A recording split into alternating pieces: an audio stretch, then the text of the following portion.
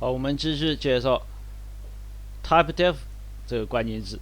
C 语音中有一个 typedef 关键字，用来给一个数据类型起一个别名，也就用来定义一个新的数据类型。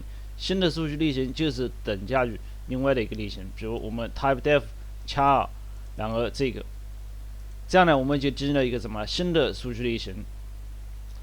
这个有分号的啊，就是新的都是 char 大写的 char， 大写的 char 就是什么小写的 char， 就是新的数据类型就是旧的数据类型，也就给旧的数据类型呢起了一个新的名字，大写的 char 啊，大写的 char 是数据类型就是小写 char。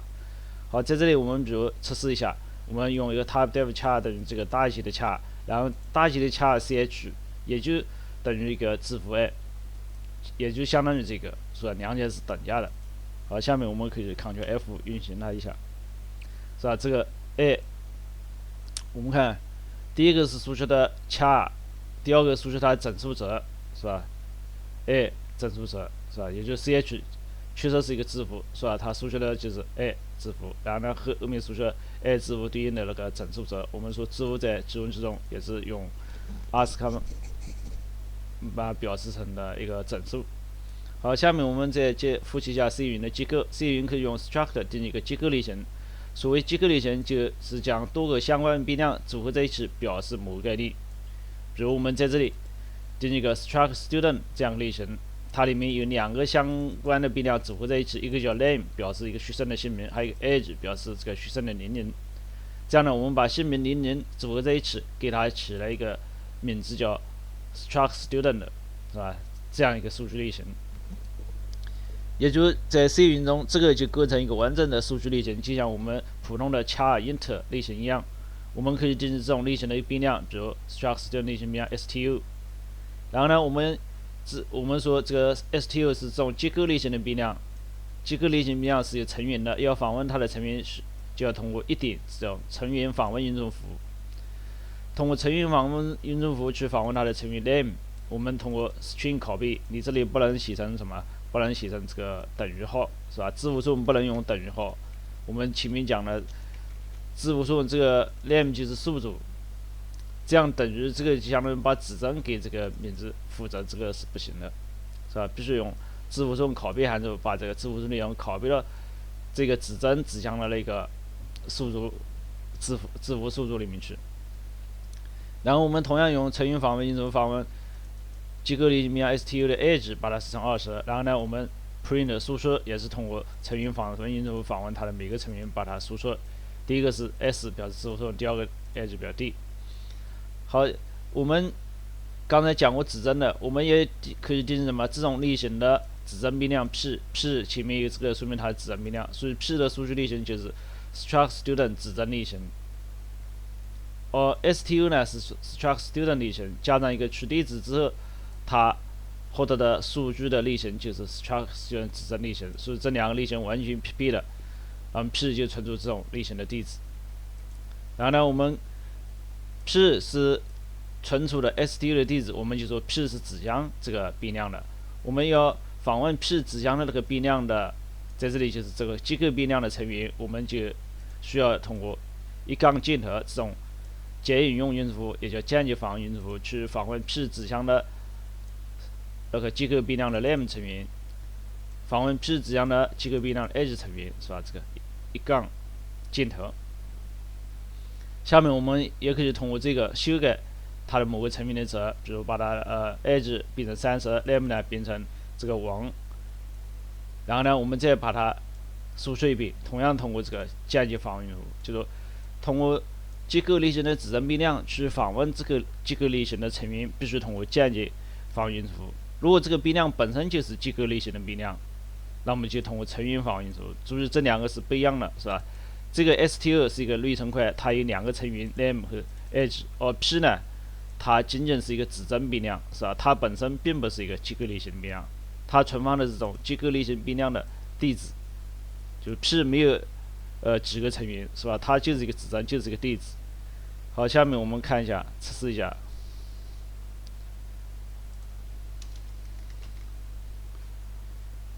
我们看一下这个，可以对照刚才这个 demo。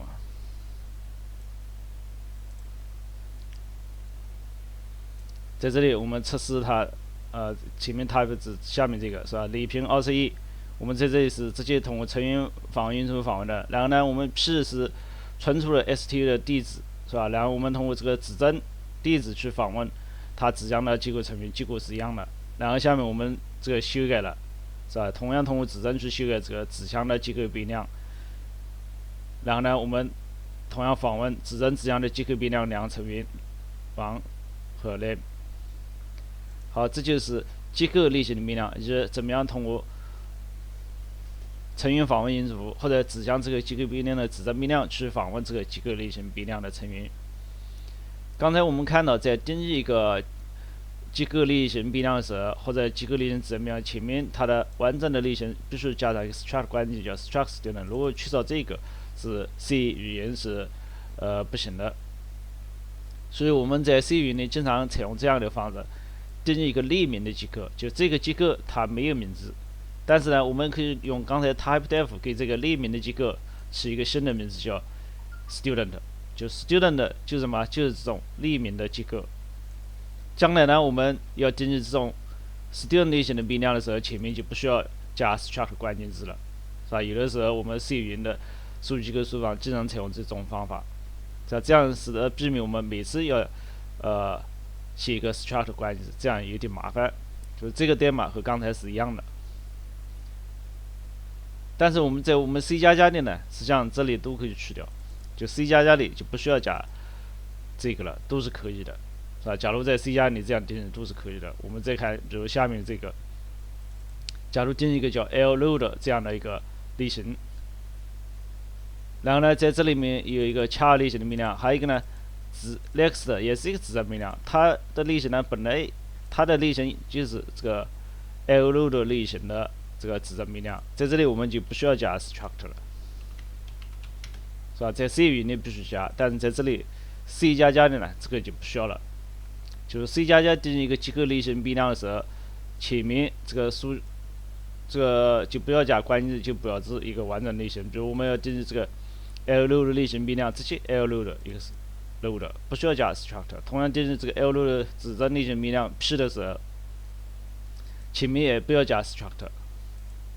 我们看一下这个代码，是吧？这个代码呢，我们看定义了 LLoad 类型变量 load， 然后把它的 data 是这个，然后这个是什么呢？就是我们下面要讲的动态类层分配，就是用6关键字分配一块动态的类层。所谓动态的类层，就是一个超系统可能有很多个程序在运行，那么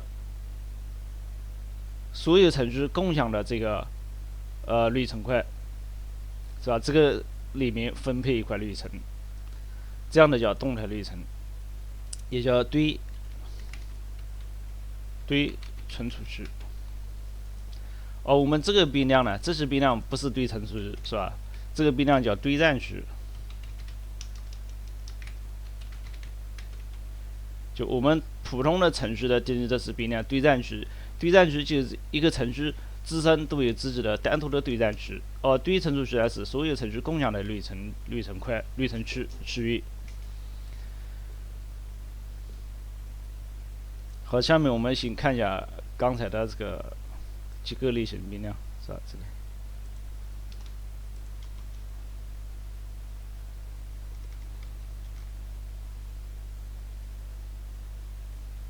我们看它的结果。